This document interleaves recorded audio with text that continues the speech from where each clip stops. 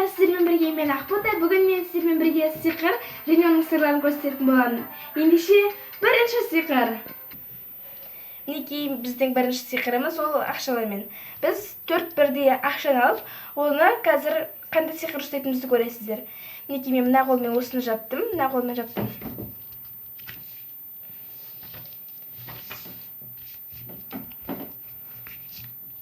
Үшеу.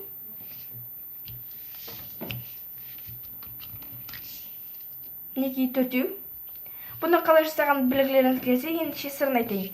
Бірінші біз осылайынан 4 бірдей ақшаны қойып болғаннан кейін, негізінде біз 5-еу аламыз. Мінекей оны осылайынан қолымызға қойып, қысып ұстап тұрамыз. Мінекей. Қысып ұстап тұрамыз да, оны осылайынан қойып, мына қолды жабамыз. Ашамыз, 2-еу тұрады, бірақ мына қолда тағы 1-еу тұрады.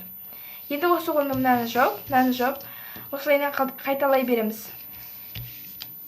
Сосын осыны ысырып тастап, немесе қолымызға қысып алып кете аламыз.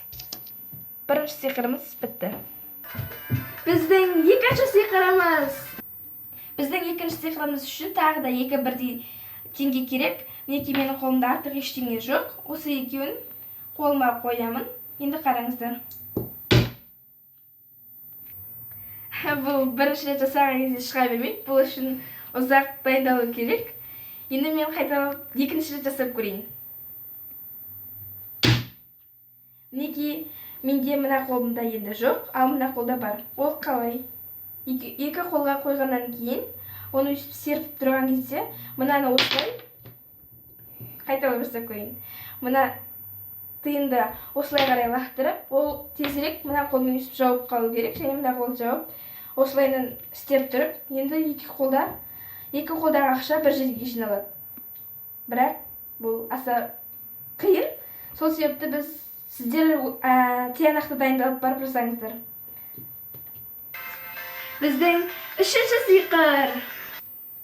Бұл сиқыр ұшатын стакан деп аталады. Енді көрсетейік. Бұл қалай? Енді бұның жолы. Біз мінекей стаканымызды алғаннан кейін, ол пластмасты болу керек. Оны қайшымен осылайынан өздеріңіздің саусақтарыңыз сиятындай етіп кесіп аласыздар. Және оған осындай бас бармақтарыңызды салып, оны жоғары қарай көтеріп, өстіп айналдырып тұрасыздар. Бұны ешкім де байқамай қалады. Біздің төртінші сиқыр. Бұл бізде қасықпен. Енді көрейік. Мінекей менің қолымда ештеңе жоқ, қасық. Мен оны осылайынан алам. Жоқ. Бұл қалай? Енді бұның сыры. Достар, біздің 4-ші сиқырымыздың тәсілі. Бұл бізде қасық, яғни ол қасықты осылайынан алғаннан кейін, бірден осы жерге өстіп лақтырып жіберіп, оны осылай жасап, жоқ деп көрсетесіздер. Негізінде қасық осы жерде тұрады. Біздің 5-ші сиқыр. 5-ші сиқырымызды көріңіздер. Бұл жай ақша негізінде тұрмайды.